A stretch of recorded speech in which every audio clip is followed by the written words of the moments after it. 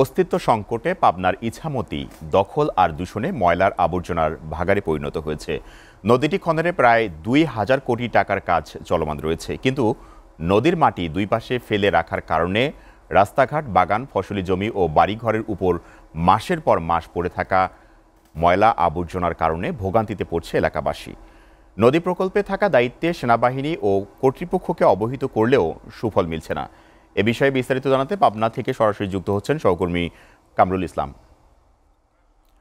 কামরুল, নদীটি পুনরায় খননে রাস্তার দুই পাশে মাটি ফেলে রাখায় জনভোগান্তি যে দেখা দিয়েছে, এটি নিরসনে কর্তৃপক্ষ কি ধরনের পদক্ষেপ নিয়েছে, এই বিষয়ে বিস্তারিত আপনি কি জানাবেন?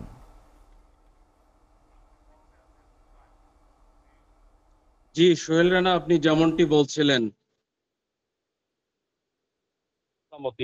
বিশেষ করে ইছামতি নদীটাই কিন্তু গ্রামগঞ্জ হয়ে পাবনা ঠিক শহরের মাঝখান দিয়ে বয়ে গেছে।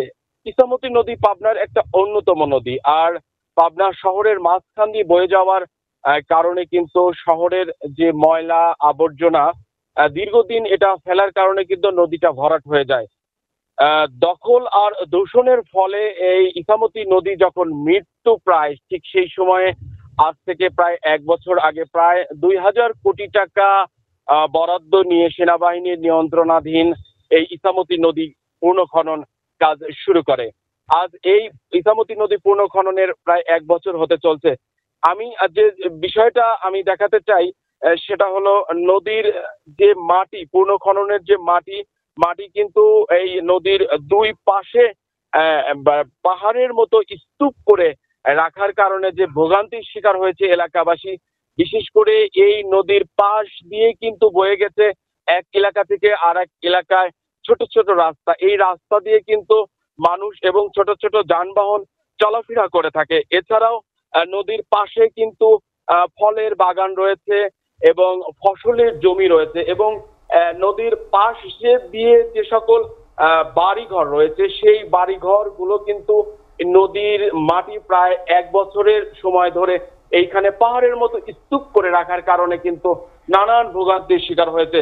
বিভিন্ন সময় এই নদীর মাটির কারণে কিন্তু তারা স্বাভাবিক চলাচল করতে পারছে না, এলাকাবাসী কিন্তু অস্বাভাবিকভাবে চলাচল করছে। এখন বর্ষার মৌসুম, এই সময়ে বৃষ্টি হচ্ছে, যে উঁচা মাটি ভরাট রয়েছে, যে কোনো সময় এই মাটি কিন্তু ধস নামতে পারে। ধস নামলে কিন্তু যে সকল বাড়িঘর নিচু রয়েছে এই বাড়িঘরে কিন্তু অনায়াসে বাড়িঘরের উপর দিয়ে, ঘর বাড়ির উপর দিয়ে কিন্তু এই মাটি ধস নামলে কিন্তু চলে যাবে। বিশেষ করে বৃষ্টি হওয়ার কারণে কিন্তু অনেক ঘর বাড়িতে এই মাটিগুলো অলরেডি যাওয়া শুরু করছে, যার কারণে স্বাভাবিক জীবনযাপন কিন্তু এই নদী পাড়ের মানুষগুলো। কামরুল, আপনাকে ধন্যবাদ।